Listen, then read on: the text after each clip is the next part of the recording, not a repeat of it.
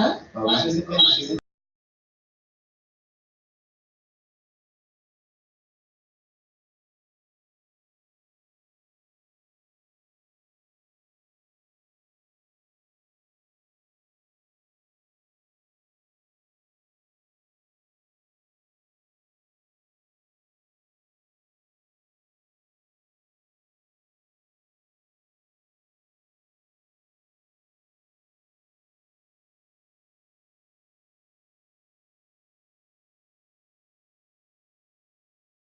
Que está reclamando, ¿eh?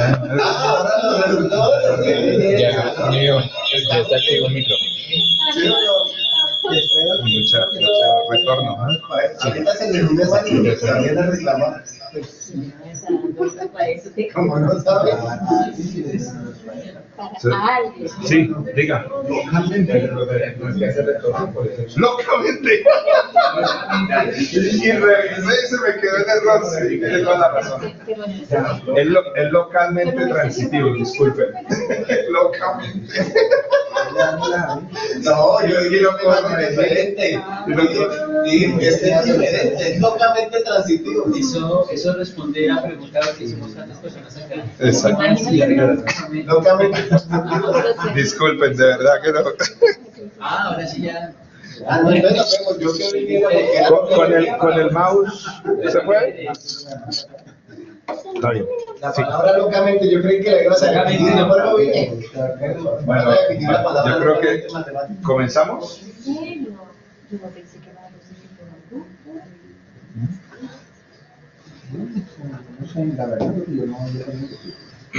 Bueno, la primera observación es, bueno, primero gracias por venir, los estudiantes, muchas gracias por estar aquí. Trataré de ser lo más, bueno, la presentación y lo que voy a hablar lo he hecho de una forma bastante sencilla para que se comprenda, porque pues, esto está relacionado con un tema de geometría diferencial, con el cual, que fue el área en la que yo hice mi doctorado.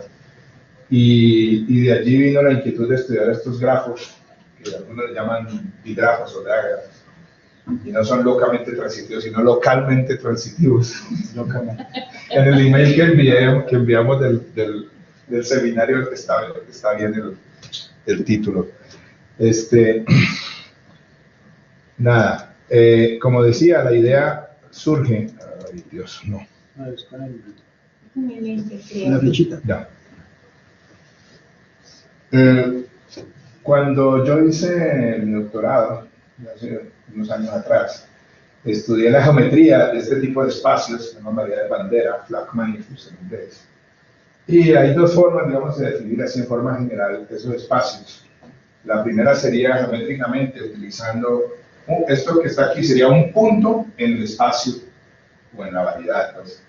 Y simplemente es una NUPLA, donde cada una de estas entradas es un subespacio de dimensión 1, una recta por el origen, en CN, que son números complejos. O sea, serían rectas por el origen en el espacio de n dimensiones complejo. O podríamos pensar, bueno, ya que hemos puesto ortogonales, también podemos pensar que estamos escogiendo una base, ¿verdad? O sea, cada entrada es una base de este espacio. Sí. Si uno define lo que llamamos en geometría o en álgebra una acción sobre este espacio, el grupo unitario son todas las matrices n por n que son hermíticas, no hermitianas. O sea, en la inversa es el traspuesto conjugado de esa matriz, la inversa de la matriz, de los elementos de por derecha. Sí. Por izquierda, igual. ¿También? No, sí, conmutan, en ese caso sí. Y entonces, otra cosa es estar hablando de octogones o de cuaterniones. Pero en ese caso sí, que te salió la física. Estás pensando en eso. Y uno calcula lo que llama el grupo de isotropía y puede ver que ese espacio se ve como este cociente, donde este T es este producto que está aquí, que sería un toro. ¿Por qué un toro? Porque U1 son números complejos de módulo 1. Entonces, en un plano complejo, eso sería la circunferencia de radio 1. Entonces, lo que tengo aquí es el producto cartesiano de S1 por S1 por S1. Entonces, por ejemplo, si son dos nada más, cuando usted hace el producto cartesiano de de una circunferencia, ¿verdad? Voy a poner como ponemos así, y pongo la otra aquí, y ruedo esto así, pues me da el toro completo. Exactamente. La dona, pues, toro en matemáticas, o torus en italiano, en latín, perdón. Entonces, por eso se llama un toro maximal en UN. Y entonces, esta representación es muy buena porque nos permite hacer muchos cálculos, porque todos los puntos ahora los puedo ver como matrices, y entre otras cosas puedo usar el computador para hacer muchos cálculos sobre ese tipo de espacio. Perdón. Por ejemplo, si yo tengo F3, sería esto, y entonces en una variedad o en un espacio de estos, la geometría, toda se hace sobre el espacio tangente. Lo que son métricas, todas esas cosas se definen usando los vectores tangentes sobre la variedad. ¿Sí? Como aquí en un punto, sobre el sector del plano tangente o el espacio tangente. En este caso un plano porque es de dimensión 2. Para este caso, y se puede ver también si fueran n, pues es lo mismo esto, pero con n por n entradas, pues. La matriz o los elementos del espacio tangente se ven de esta forma. Eso es un cálculo directo de información de geometría con una curvita y deriva y calcula la curva por el origen, calcula los vectores tangentes y los puede caracterizar de esa forma. Donde estos son números complejos, este que está aquí es el conjugado de este con un menos. Todas tienen esa forma. Entonces, para estudiar la geometría de esos espacios se usan lo que llaman las estructuras cuasi complejas, que son aplicaciones lineales de este espacio en el mismo, digamos. De tal forma que el cuadrado sea menos la identidad. ¿Qué es lo que se hace en realidad? Es complejificar cada espacio, porque es un espacio vectorial, ¿no? Entonces lo que está haciendo es complejificar el espacio tangente. Lo mismo que uno hace con los números reales, cuando complejifica el espacio real, o los números reales, lo que hace es definir un operador que es multiplicar por i. El número i, que es i al cuadrado, da menos 1, es la misma idea, pero ahora pues más dimensiones y sobre variedades. La misma cosa va a pasar aquí y resulta que esto se relaciona con grafos. Y de ahí es donde vienen los grafos. Solamente era para introducir un poco de dónde es que viene eso y de ubicar un poco la cosa. Entonces, por ejemplo, un ejemplo de una aplicación de esas, una estructura casi compleja, se puede ver que es simplemente multiplicar aquí en cada entrada. Este raíz de menos 1 lo usamos mucho porque la geometría algebraica se usa mucho. Y muchas de estas cosas las estudié en un libro famoso de Griffiths, que se llama, de un matemático inglés o mexicano, no recuerdo ahora, sobre geometría algebraica. Y este es el i, pero ellos acostumbran denotar eso con raíz de menos 1, y como usamos ahí para índices también, entonces mejor, por eso utilizamos todo el tiempo esa. Entonces aquí se multiplicó por raíz de menos 1, aquí por menos. Es fácil ver que si usted hace el cuadrado de esto, eso le va a dar menos la identidad. Si hace j al cuadrado, eso le va a dar menos la identidad. Observen que aquí simplemente esto quiere decir que este operador entonces tiene valores propios i menos i. Exactamente eso. No, porque usted puede factorizar esto así, ¿no? J menos i. Sí, sí. O raíz de menos 1 j más i. Y ahí sale eso.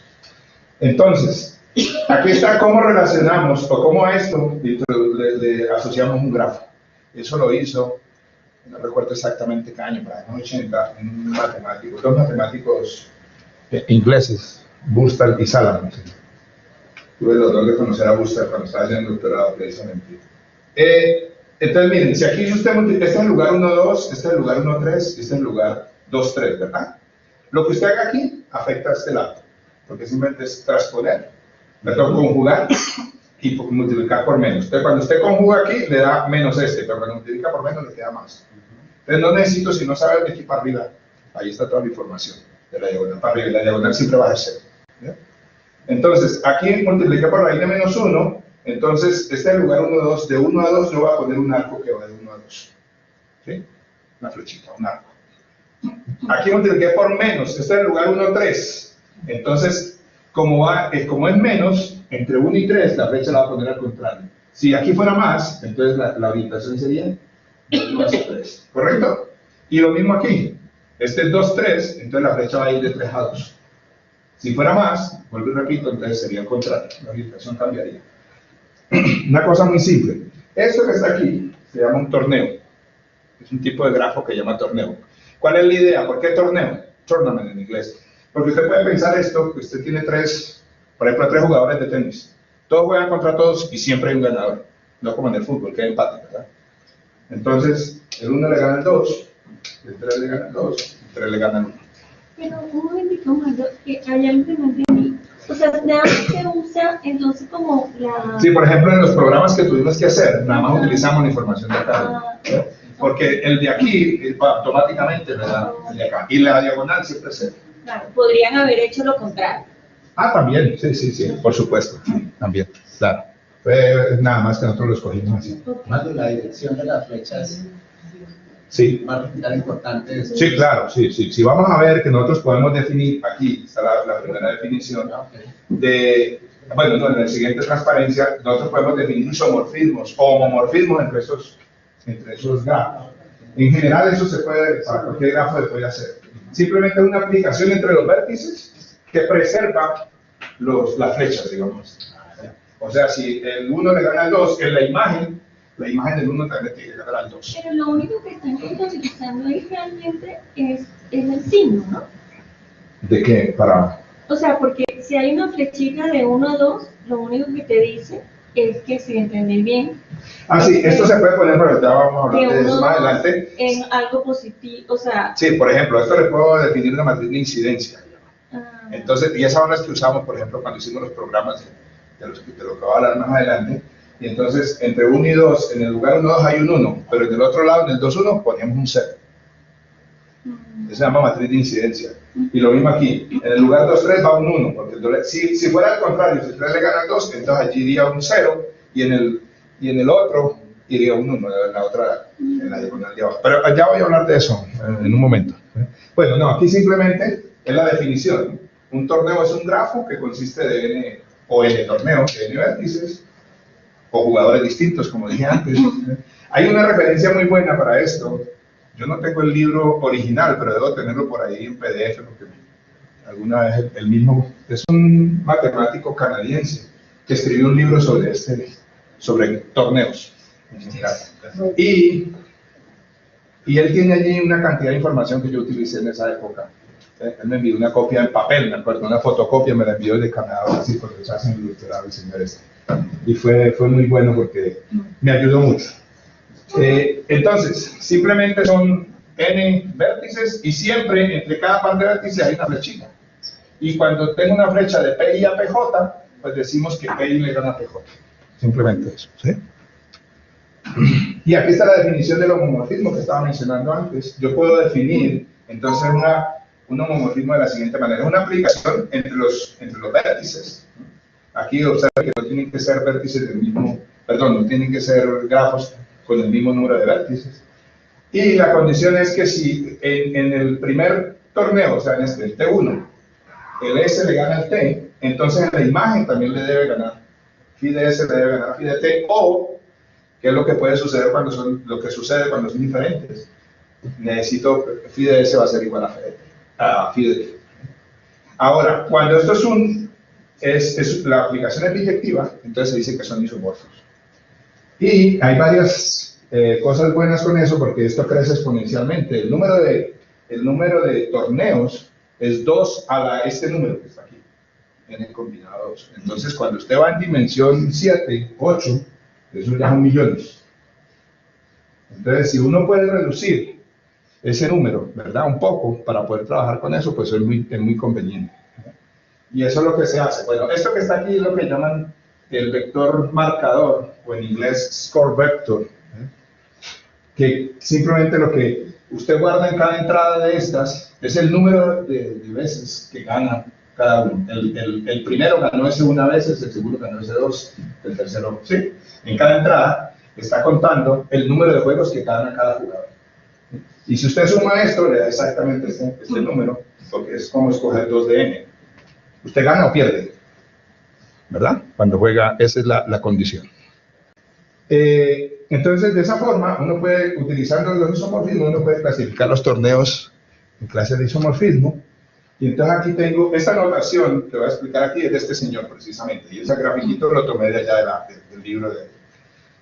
En esta gráfica se tiene que entender, aquí por ejemplo no hay ningún arco, pero entonces el convenio es que siempre se va a entender que de aquí a aquí hay un arco de arriba hacia abajo. Cuando alguno de los de abajo le gana el de arriba, entonces así se pone el arco. Pero aquí tiene que haber un arco, o sea, ese torneo que está ahí simplemente es el único que existe, ¿no? Bueno, no es el único. Podría ser así, digamos, esto es 1 y 2, y el otro sería con la orientación para el otro lado, pero son isomorfos, entonces caen en la misma clase de equivalencia, la misma clase de isomorfismo. Aquí tengo para 3 vértices, tengo 2 clases, esos son 8, y todos se pueden meter en esas 2 clases, y para 4 vértices son estos que están aquí. Esta dimensión es muy importante para el trabajo que hicimos, todas las cosas que hicimos. O sea, todo se basa en esta dimensión 4. El 0,1. Este que está aquí es el marcador. Y aquí Uno ganó una vez, el segundo y el otro perdió. Entonces, o sea, el primero perdió, y sería como si pusiera aquí 1 y aquí 2. Este le ganó a este, pero 2 ganó una vez. Entonces, aquí, este perdió, digamos, todo, porque tengo un arco aquí, otro aquí.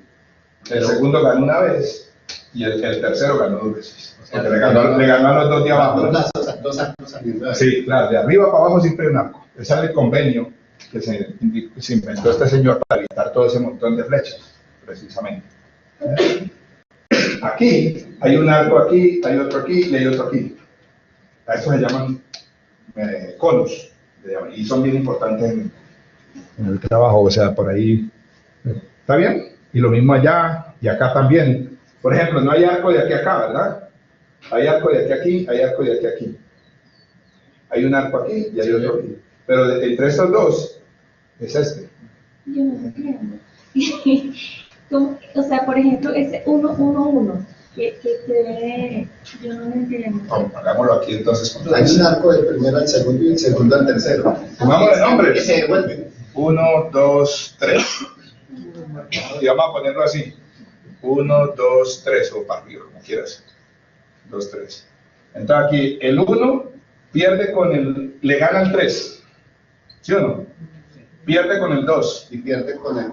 Y ya. 2 pierde con el 3. Y el 2 pierde con el 3. O sea que hay un arco aquí. Ese Ya mismo. entendí. O sea, los que pierden no dibujan. Los que ganan, ¿no? Los que ganan. Exacto, los que sea, es descendente. De aquí para abajo hay un arco aquí. Aquí no hay porque pues, se puso precisamente porque está perdiendo el 3 con el 1. Pero este tiene un arco aquí también, no se puso O sea, esa es la anotación. Los que Es la ganan. notación, es simplemente notación. Los que ganan. Esa la inventó Moon, el profesor John Moon se llama Los que así. ganan se asumen. En el 5 el puntico le gana los 3. Exacto. Aquí hay un arco en cada uno de estos. Aquí hay uno, aquí hay otro, aquí hay otro. Pero los de los vértices son punticos también. Sí, son. ¿Cuáles? Ah, sí. Este es un jugador, este es otro, o un vértice, este es otro vértice. A ver, ahí están los 4.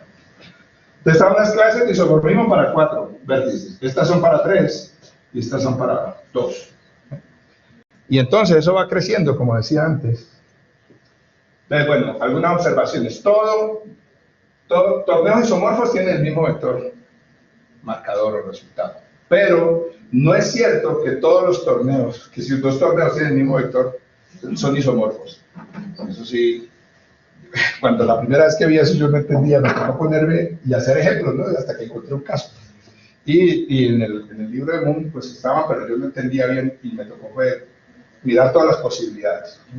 Y lo encontré. O sea, porque las se entienden es como no permutaciones. Pero cuando usted permuta también puede pasar. En algunos casos, salvo permutaciones, se tiene sinónimo. Ya les muestro un caso. Entonces, transitividad. El torneo dice que es transitivo si la relación es transitiva. Simplemente si le gana J y J le gana K, entonces. Y los torneos transitivos todos caen en una misma clase de equivalencia o en una misma clase de isomorfismo, que es precisamente el que tiene 0, 1, 2, 3, 4, hasta año menos. O sea, todos los Todos los que están aquí, todos son transitivos. Los demás ninguno es transitivo. Para orden 5, entonces están con orden, para n igual a 5, aquí están todos los transitivos. Que podríamos, este lo podríamos poner así. 1, 2, 3, 4, 5. Ese es el mismo. Exactamente el mismo. Siempre va a haber así el transitivo. Los demás, ninguno es transitivo. Y una observación, entonces aquí está, por ejemplo, mire, este señor y este señor tienen el mismo vector resultado, pero no son isomorfos, son clases de isomorfismo diferente. Y lo mismo pasa con este y con este. Este es un tipo que vamos a ver ahora que se llama parabólico, que del cual escribí un artículo por ahí, paper, y me lo publicaron. Encontré unas cosas interesantes, pero bueno. Entonces, es bien importante para la parte geométrica porque resulta, si alguno ha escuchado alguna vez, este da cuenta de las métricas, Keller se llaman sobre esa variedad. Las demás, o sea, todas caen en esta clase. Y es un resultado que probaron estos señores Buster, que caracterizaron exactamente esas métricas con base en el torneo asociado. Un teorema muy bonito. Logré generalizar ese teorema. El 7 y el 8 no son isomorfos por la flecha que es de 4, de 3 a 4. No recuerdo exactamente, En el 7 no es tan simple de verlo, hay que coger y hacer los casos. En el 7 es de 3 a 4 y en el 8 es de 4 a 3, ¿no? Está invertida. Sí, pero lo que habría que hacer es, sí, pero usted puede definir un isomorfismo que voltee la flecha, ¿no? Sí, la voltea. Pues puede suceder, eso pasa mucho. Lo que no debe hacer, Todos los transitivos son... lo que no debe hacer es intentar, o sea, construir todos los isomorfismos que hay entre estos dos. O sea, todas las permutaciones, en otras palabras, como estaba diciendo, y chequear que ninguna le da isomorfismo, o sea, todos los homomorfismos y chequear que ninguna da isomorfismo. Por lo tanto, no son isomorfos. Y aquí hay un grupo, aquí hay un montón y aquí hay otro. Ahora les muestro una tablita con la cantidad que hay en cada dimensión. Esos son muchísimos. Es una cosa impresionante cómo eso crece. Bueno. Ahora, entonces las estructuras casi complejas que había mencionado, ¿no? A cada una, bueno, esto fue lo que ya mencioné allá, pero aquí la definición formal, digamos. Esta es esta matriz, ¿cierto? Ahí J' es la de acá, y ahí J es esta, entonces es como si multiplico por raíz de menos 1 por menos raíz de menos 1. Si multiplico por raíz de menos 1, ¿qué es el I? Pues es Y a J, y si multiplico por menos raíz de menos 1, es la y se va al otro lado. Lo que ya expliqué antes con el dibujito este, la misma cosa.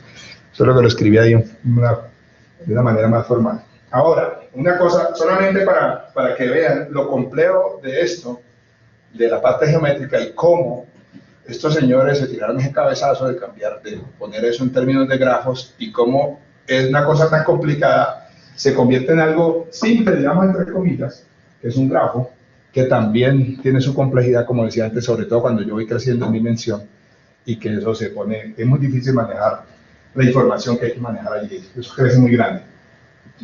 Esto que está aquí es un dibujito, es como si fuera un toro, un espacio, una llanta con 3 huecos aquí, ¿no? Simplemente, una variedad diferenciable, digamos. ¿Qué quiere decir eso? ¿Qué es eso? Es un espacio que usted lo puede reconstruir con pedazos de Rn, si es una variedad real, y de Cn, si es complejo.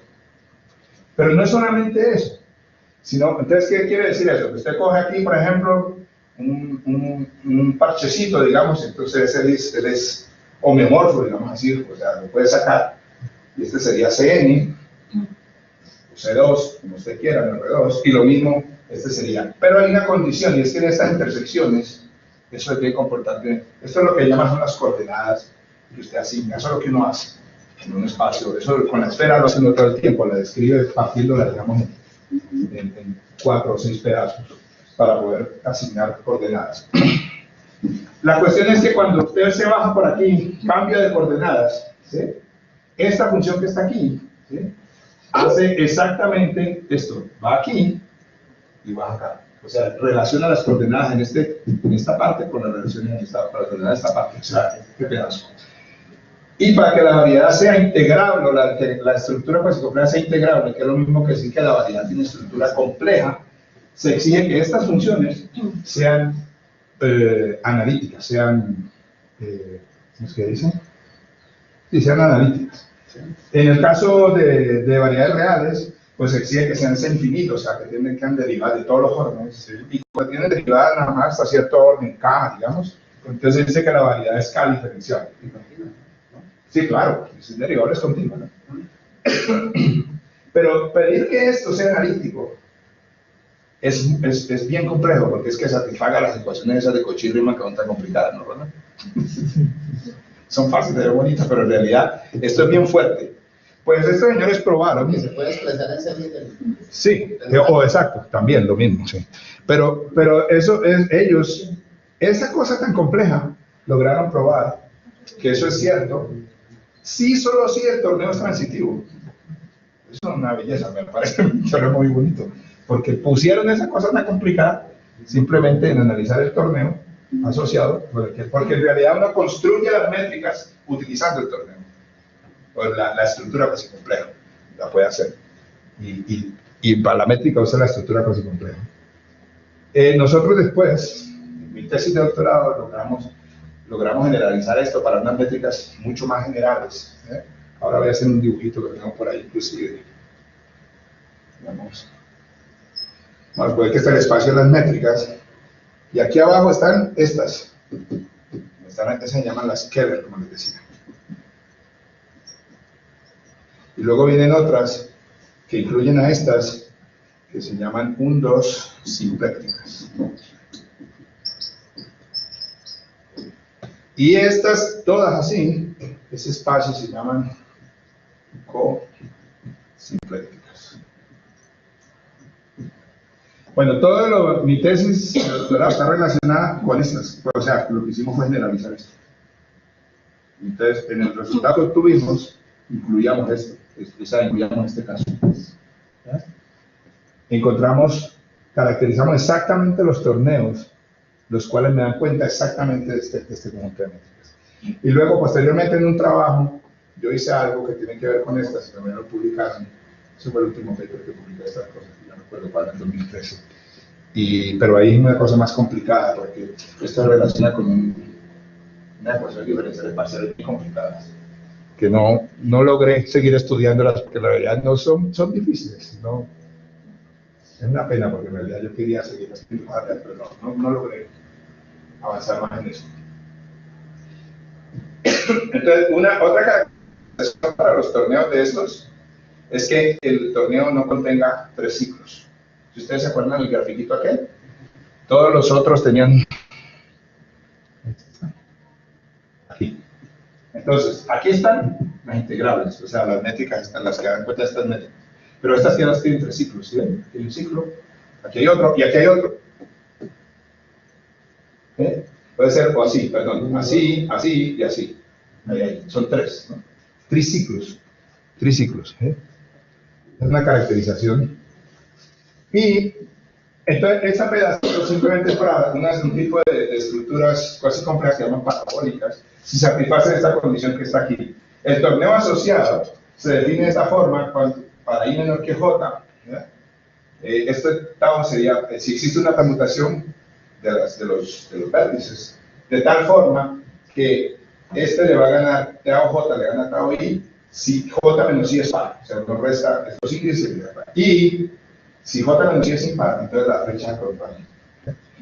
Eso es los que decía, aquí por ejemplo están los casos, es una sola clase en cada dimensión. Y si ustedes observan aquí, fíjense cómo cambia. Pues yo probé un teorema con eso, esa caracterización que está ahí exactamente.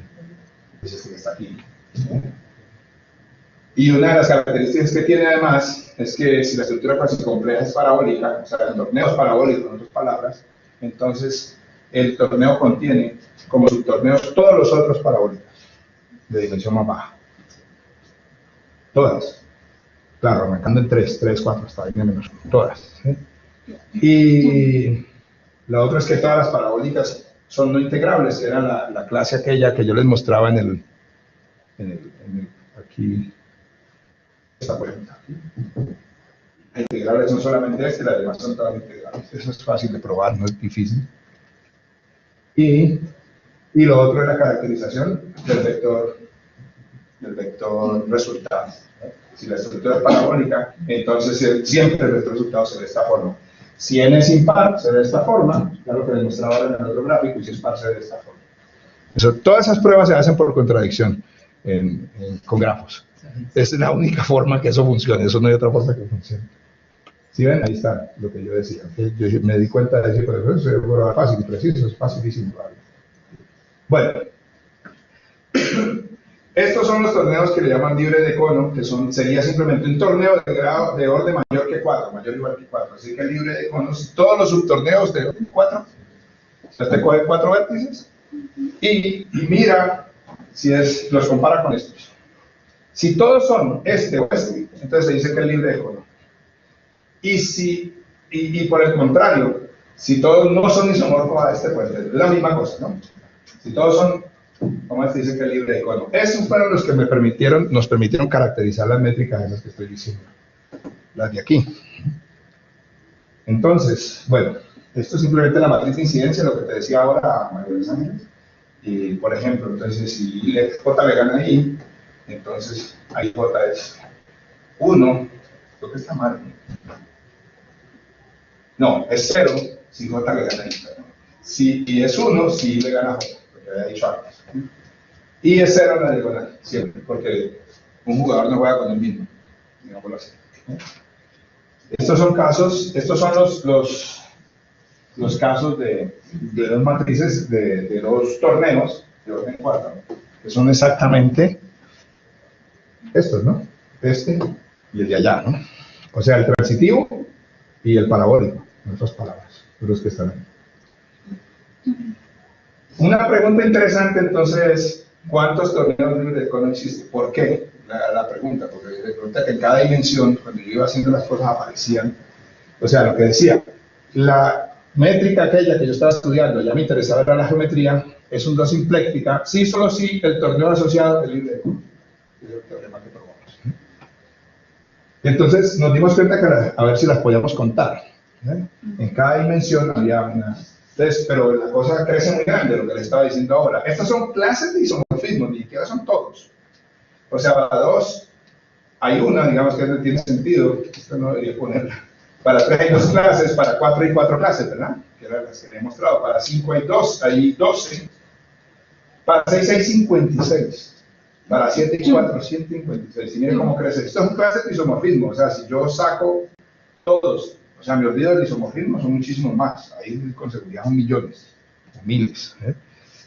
Muy bien. Entonces, en el libro de Moon, este señor había estudiado las clases de isomorfismo para n menor o igual que 6, que estaban en el librito aquel. Por pura coincidencia, es una cosa increíble, que en la época que yo estaba ya un estudiante de maestría que hizo su tesis de maestría, precisamente estudiando los torneos, hizo un programa y calculó, o sea, caracterizó, encontró todas las clases de isomorfismo. Ya había un profesor que trabajaba también con esas cosas, pero no era del área de nosotros, era otro profesor. Y por coincidencia, un día hablando con él, me dijo, no, pero mira, yo un estudiante mío hizo una tesis con eso y ahí estaba. Y yo utilicé esta información.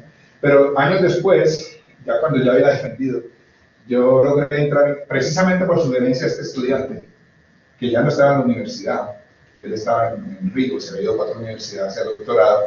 Él me sugirió hablar con este señor, Brendan McKay, que es un tipo de la Universidad Nacional de Australia, que es un experto en ese automorfismo de grafos. Y todo eso nunca he hablado con él personalmente, todo lo hicimos por email. Y él me ayudó mucho porque él lo usó por computador para calcular estas cosas. Usted necesita mucho tiempo de computación.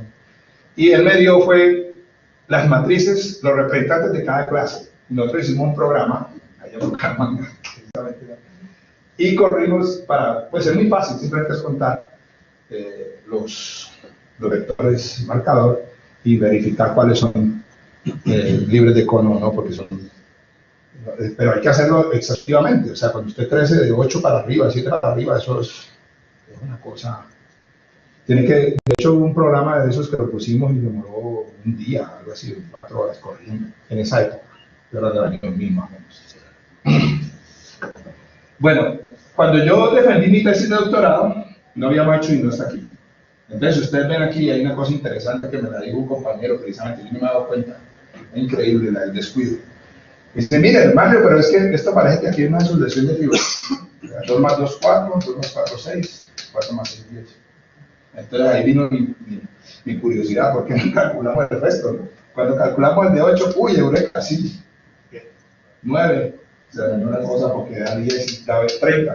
Y esperábamos que era 26, o sea, no es una sucesión de Fibonacci. La pregunta siguiente es ¿cuál? ¿Será que hay una fórmula para eso? Entonces, yo le pregunté a Mackey y le expliqué qué era lo que estábamos haciendo, porque también me había dicho exactamente qué estábamos haciendo, y me dijo, no, si eso ya está hecho. Esos torneos que usted está estudiando se llaman así, localmente transitivos, y me dijo, y la prueba es muy fácil. Entonces, esto es una cosa mucho más, ¿cómo se dice? Más elegante, me parece a mí, y mucho mejor en el sentido de, por ejemplo, para lo que hicimos posteriormente, porque después eso lo generalizamos para otras cosas, lo usamos. Un torneo dice que es localmente transitivo, usted se para en cada vértice y va a mirar a quién le gana a él y con quién pierde. Y entonces se para, por ejemplo, este señor le gana a este, entonces ese es el más, el subtorneo, entonces él tiene un solo elemento. Y pierde con este, ese está aquí. Si cada uno de estos es transitivo, entonces se dice que el torneo es localmente transitivo. ¿Sí? ¿Cuáles los vértices? Todos los que tenga. Y va a mirar aquí los que llegan, ¿cierto? Vamos a suponer que sean estos 3. Y ahora entre estos 3 usted arma un torneo, ¿verdad? Un grafo. Y mira si ese grafo es transitivo. Si eso sucede para cada vértice. Y lo mismo con los que salen, a los que le ganan. Pero se miran los que inciden. Los que llegan y los que salen también. Estos son los que salen, los que llegan, los que, con los que él pierde, y estos son con los que le ganan. Es muy fuerte. Entonces ahí forman Hay que hacerlo para cada vértice. sus grafos, que son todos ahí. Hay que hacerlo para cada grafo, para cada vértice. Y si cada uno de esos es transitivo, se dice que localmente es transitivo. Eso es cada cosa, no es sencillo de verificar. Sin embargo, esos resultaron ser equivalentes a los otros. O sea, un torneo, eso lo probamos, la prueba está acá, yo la tengo aquí. Es localmente transitivo si solo si es libre de cono. O sea, si solo si no contiene ninguno de estos dos. Cada vez que usted coja un subgrafo de orden 4 y no es ninguno de esos, entonces aquí está la prueba, pero no sé si valga la pena. Es por contradicción, simplemente. Usted supone que el grafo no es libre de cono. Usted va a probar que no es localmente transitivo. Entonces, si él no es libre de cono, debe contener uno de estos que están aquí, ¿verdad? Uno de estos dos. ¿Sí? Entonces, supongamos que es el primero, pero el primero. Entonces, si es el primero, entonces existe un vértice J que le gana a todos los otros, ¿verdad? ¿Recuerda el dibujito? ¿Sí o no? El de allá. Este le gana a todos.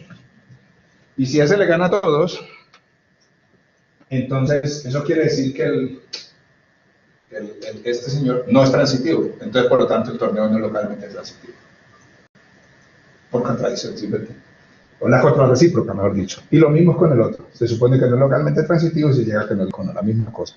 Se usa el mismo argumento. Pero una cosita, si no hay libre de cono, digamos, si la dimensión es mayor.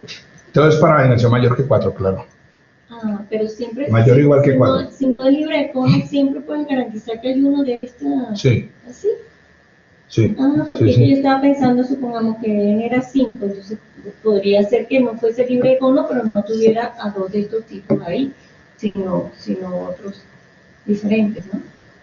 ¿Entiendes? No, si no es libre de cono, no contiene ninguno de estos. Eso es lo que está. No, es que decía así, que Ya. si no es libre de cono, contiene a uno de estos.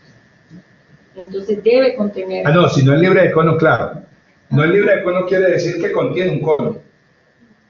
Sí, pero puede ser un cono que no sea un No es que lo único, tipo no, de orden, no, es que solamente para orden 4, quizás me quedó mal escrito entonces allí. Es solamente para para orden 4. O sea, todos los subtorneos de orden 4. Ok. No, la definición de en la definición de libre de cono yo lo puse, todos los subtorneos de orden 4 tienen que ser, es que es con dimensión, o sea, la dimensión 4 es crucial ahí. Algo tiene que ver con la física de eso, ¿sí o no? Sí. Yo no, Estaba pensando en el problema de los cuerpos, ¿no? yo no sé. Bueno, la cosa es que esto muestra entonces que fue la observación de este señor que los torneos libres de cono son los mismos localmente transitivos. Por lo tanto, si yo quiero contar esto, es lo mismo contar esto. Y esa fue la información que me dio McKay. Dijo, no, mira, este señor Blower ya ahí tiene una fórmula, y aquí está la fórmula, pero él nunca publicó eso, es un preprint ya, es un profesor holandés. Y yo escribía ya, me acuerdo en esa época, y me mandaron en papel me mandaron el preprint de la... Es una de estas universidades ahí en Holanda que hace, y es muy interesante. Esto que está aquí, me acuerdo de alguien de combinatoria, me decía, no, eso es típico de combinatoria, aparece en la función de Möbius y aparece en la función de Euler, de la teoría del número, siempre para contar esas cosas. Nunca he podido aprender a contar eso, es una cosa que siempre, a Carlos Montenegro, el de los Andes, me acuerdo que alguna vez le mostré, o en una charla que él estaba, me decía, eso siempre aparece. Esta es la función de Möbius de la teoría clásica de números, y esta O simplemente va a ser 1 o 0, dependiendo de si I es impar es 0, ¿no? Si es impar, entonces me da 0, y si es, perdón, es 1, porque es odd quiere decir impar en inglés, ¿no? Y si es par, entonces me da 0. Nosotros nos pusimos a jugar con esas fórmulas y logramos simplificar un poco esa fórmula. Eso fue uno de los papers que publicamos. Nick Cohen, un profesor de allá, ya no está en Campinas, se puede por allá para el nordeste, para la universidad. Y Sofía Pinzón, una profesora de la UIS, que después hizo doctorado, o sea, ella continuó con lo que yo había hecho, hizo otras cosas más generales todavía. Aquí voy a hablar un poco de lo que ella hizo. Entonces, redujimos, no nos queda en una sola fórmula, pero aparece la función phi de Euler ahora, que también es una de las funciones clásicas de la teoría del número.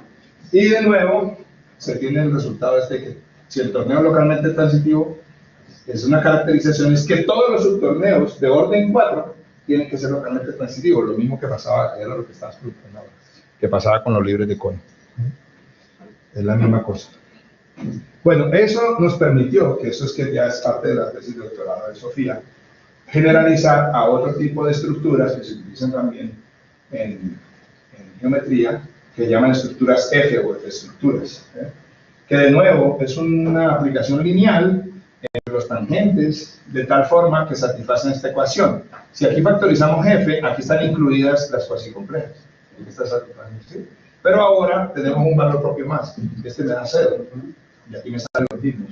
Por eso las estructuras cuasicomplejas son estructuras F. Pues nosotros, a partir de eso, caracterizamos los grafos y probamos el mismo teorema, pero lo que no hemos podido hacer es contarlos. Eso sí es bien difícil. Eso sería un problema bien interesante que no he podido...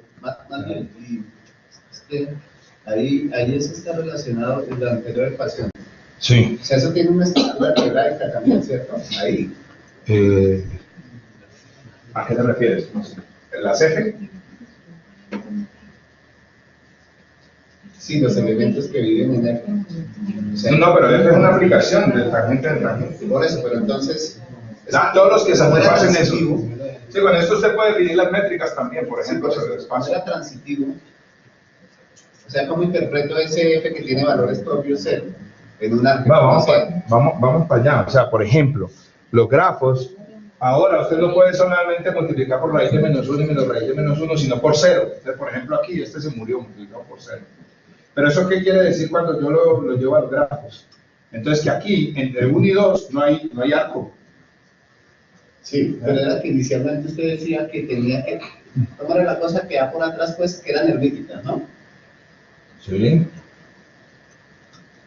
Sí, pero acá ya no tenemos... no, es la misma, porque es la misma, claro, sí.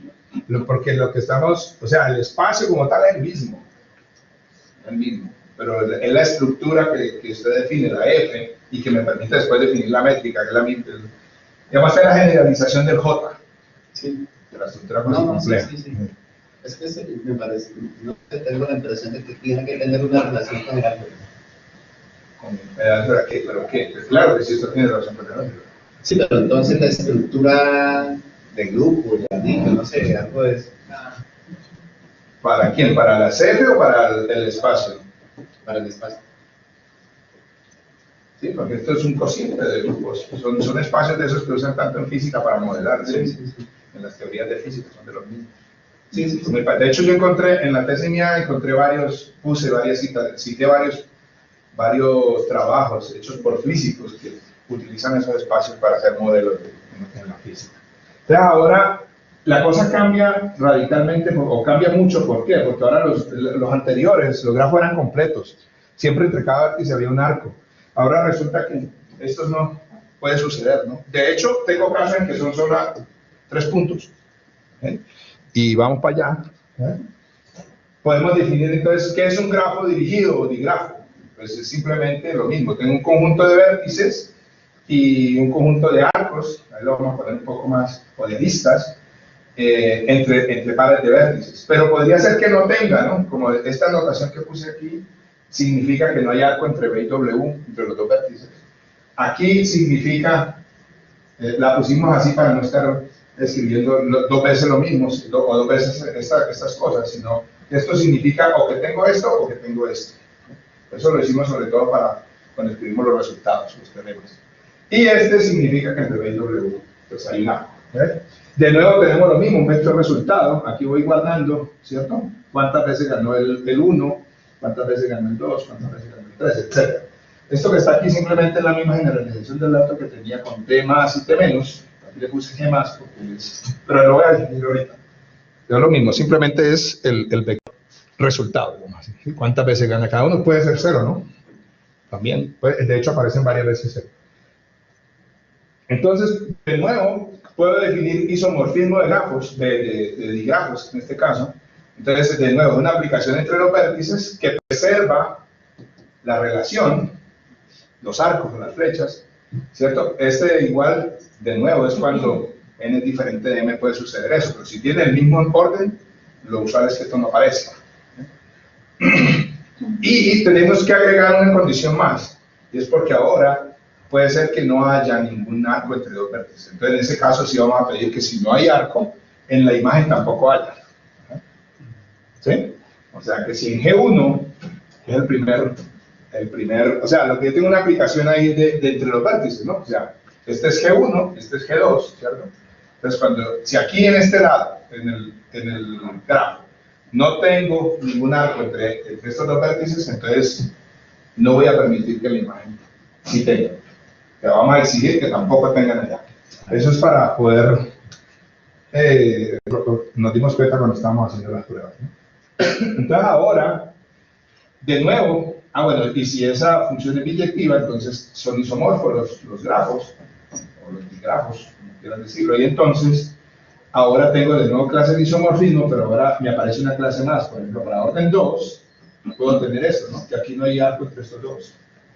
O, este es el torneo, el anterior, o sea, aquí están incluidos los torneos, ¿sí? Los que son completos son torneos. Para orden 3, entonces aparecen 7 clases, que antes eran 2 nada más. ¿Los torneos dónde están? Son estos 2. Los demás ya no son torneos, porque aquí no hay arco, por ejemplo. ¿Vale? Tengo este caso, que no hay arco entre ninguno, etc. Para orden 4, son un montón. Entonces eso crece, ahí tengo 18, 36, 42 en total. Eran 4, ¿verdad? Que eran torneos, ¿dónde están? Aquí hay uno, aquí hay otro. Los que son completos, vuelvo y repito. Y aquí están los otros dos. Si usted observa en los demás, siempre falta por lo menos un arco. Ajá. Muy bien. Entonces ahora, para el número de grafos estos, de digrafos, ahora son 3, porque no, son 3 posibilidades. O es 0, o es raíz de menos 1, o es menos raíz de menos 1. A la n combina 2, porque siempre escogemos 2 de n. Y aquí pueden ver la gran diferencia. Estas son clases de equivalencia de torneos, y estas son clases de equivalencia de esos grafos dirigidos, de los nuevos. Y en dimensión 7 ya aquí voy en 2.456. Entonces para eso es bien difícil, digamos, trabajar con la información es más general las matrices. Hicimos algo de eso, de hecho dirigimos una estudiante, pusimos una estudiante de pregrado, y al final hubo un muchacho que, bueno, Isnardo, terminó ayudándole con los programas porque no era capaz de generar todos sus programas, de codificar todo. Este señor McKay tiene un software, yo no sé si bueno, hace rato no hablo con él, pero ya estaba bastante mayor. Tiene un paquete para estudiar estas cosas que se llama Nauti, pero todo está hecho en Linux. Entonces, ahí fue que entró este muchacho que estaba diciendo, Adrián. Entonces, lo mismo, definimos la transitividad local de la misma manera, definimos los conjuntos estos, ¿cierto? ¿Qué más es? De V son todos los vértices a los que le gana, y G menos de V son todos los vértices con los que él pierde. Y le agregamos una condición más aquí. Entonces, tiene que ser un vértice, perdón, un grafo se llama transitivo si la relación es transitiva, y esta condición la tenemos que poner precisamente para obtener los resultados, para generar. Y la cuestión es que si I está relacionado con J y yo tengo un tercer vértice, ¿ya? Entonces vamos a pedir que ese tercer vértice esté relacionado con alguno de los dos. O sea, que hay un arco entre...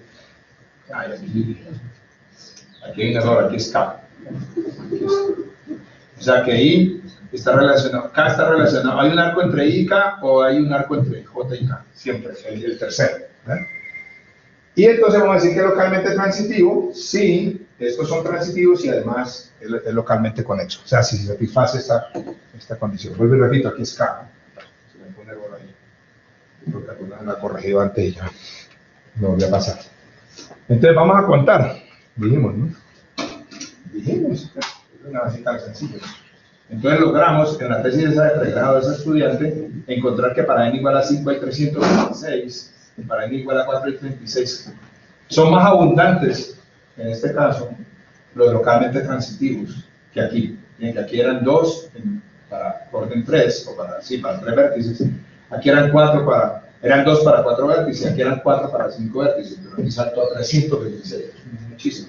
Lo que pasa es que, como decíamos antes, eso crece muy rápido, ¿no? Casi todos son localmente transitivos, son bastantes. Pregunta entonces, ¿será que hay una fórmula también para calcularlo? No sé. Buena pregunta. Buena pregunta. Yo tenía la esperanza de que pudiéramos resolver eso con algunos estudiantes, pero nunca pudimos. Hay una página, no sé, ¿usted trabaja con grafos? ¿Me dijo? Pero... Hay una página que se llama... que eso es casi como, bueno, y hay una revista que se llama Sequences, donde uno puede reportar sucesiones y cosas de grafos de esos. Pero hay una página que la mantenía, yo no volví a chequear eso, de la AT&T. En Estados Unidos esas empresas tienen laboratorios completos para eso.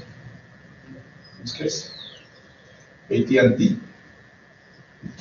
Y usted, si logra, por ejemplo, encontrar una cosa de esas, usted puede reportarla ya y queda ahí almacenada. Eso es como una publicación.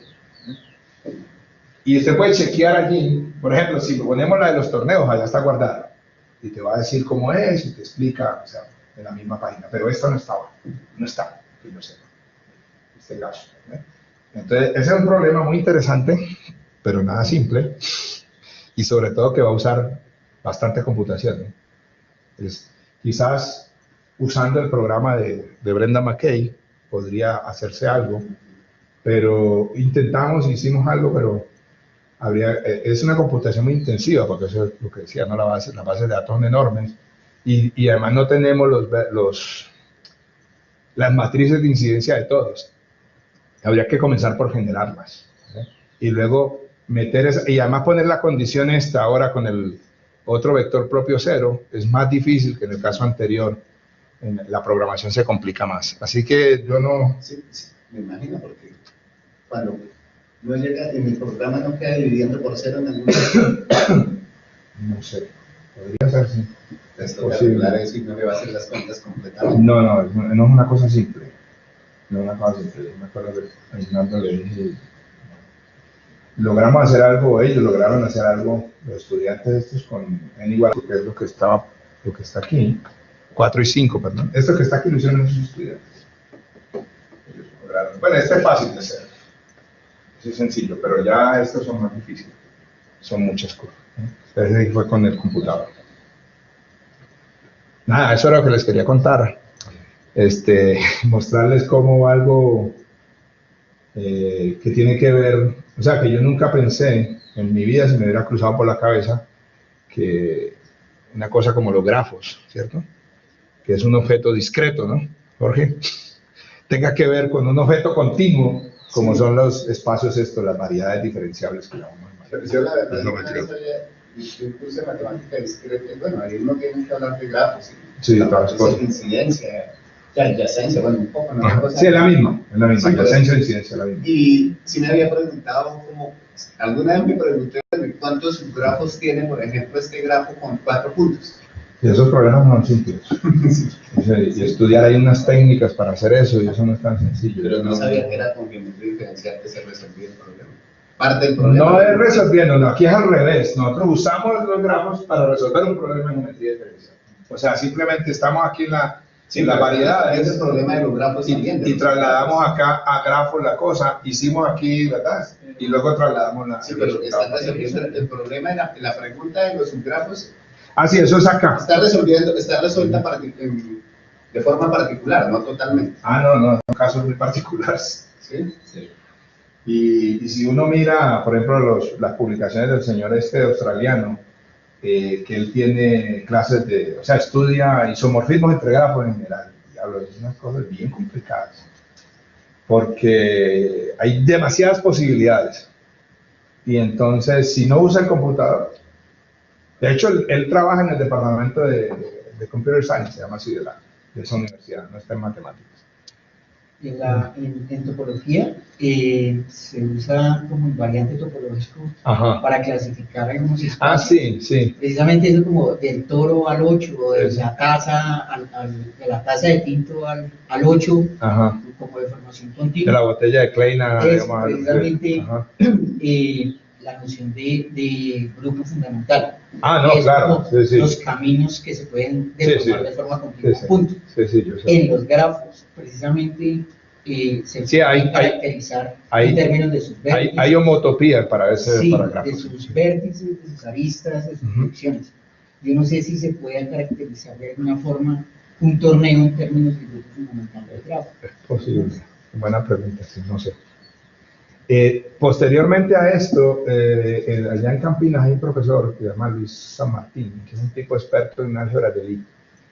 Y ellos, con estas ideas mías, o con mi tesis, hicieron unos trabajos, en particular, publicaron un paper buenísimo, él con mi director de tesis, en una revista en Inventions, que es, después de Lanos, es la revista más importante, o alguna la considera la revista más importante, donde ellos lograron una clasificación para métricas, para variedades de este tipo, muy bien jalada. Pero lo que se le ocurrió a Luis, él se dio cuenta, era que esta combinatoria se puede traducir a lo que llaman en álgebra de Lie sistemas de raíces. Esa es otra combinatoria.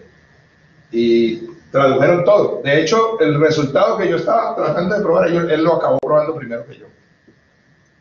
Y lo publicó antes, digamos, o sea, me dijo. Yo después lo logré refinar cuando el australiano me dio la idea de usar esto. Y entonces mejoramos la prueba, pero un montón. ¿Por qué todo lo dividen a subgrafos de cuatro vértices? ¿Tiene que ver algo con el teorema de los 4 colores o algo así? No creo, no sé. No. Es que es curioso, o sea, como que la dimensión 4, por lo menos aquí, es la fundamental. Todo lo demás depende de... Sí. Ahora, si no fuera así, sería muy complicado, porque qué tal que fuera... Bueno, no sé cómo sería. Ya se pierde la noción. O sea, pero todo, o sea, si esto es de dimensión 1.000.000, usted lo puede bajar a dimensión 4, porque calcula todos los subdigrafos, subtorneos de orden 4 y los estudia, digamos. Esa es una cosa. Y la otra es, tenía un teorema ahí que decía que una cosa no era integrable.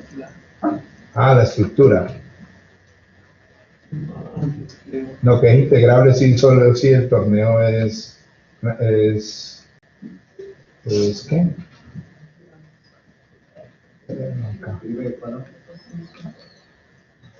Ahí, todas las estructuras cuasi complejas parabólicas sobre eso no son integrales. Bueno, Sí. digamos en el caso real, bueno, sería que no fueran simplemente, pero alcanzan a tener alguna diferencialidad, algún orden, algo así, o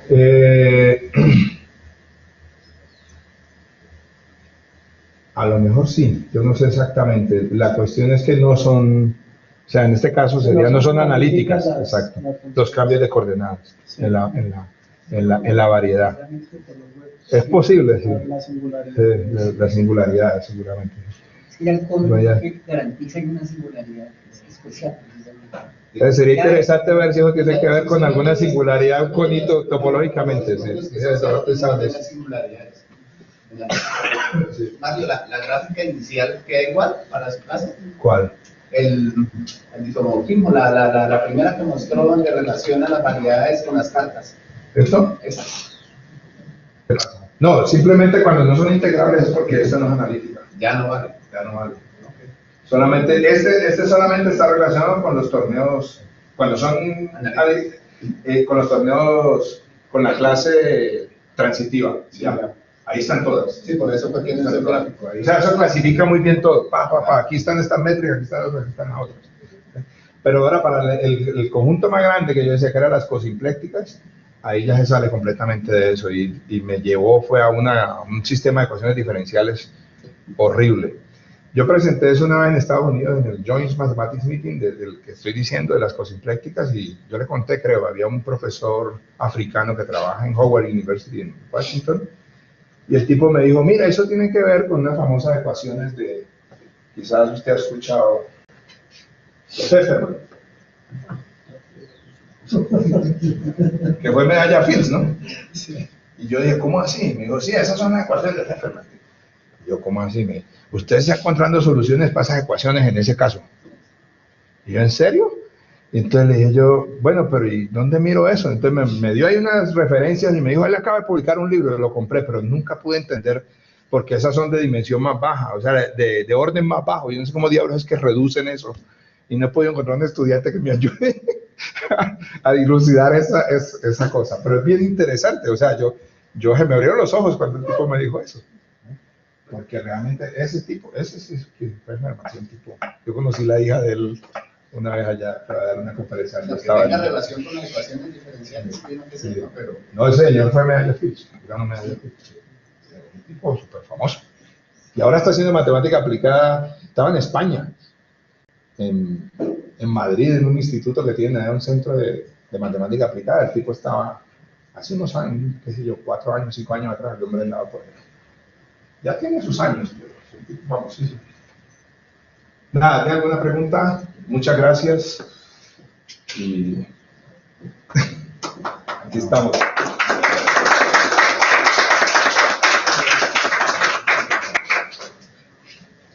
Espera, después contarles otras cosas. Esto hacía rato no hablaba de esto, mucho tiempo.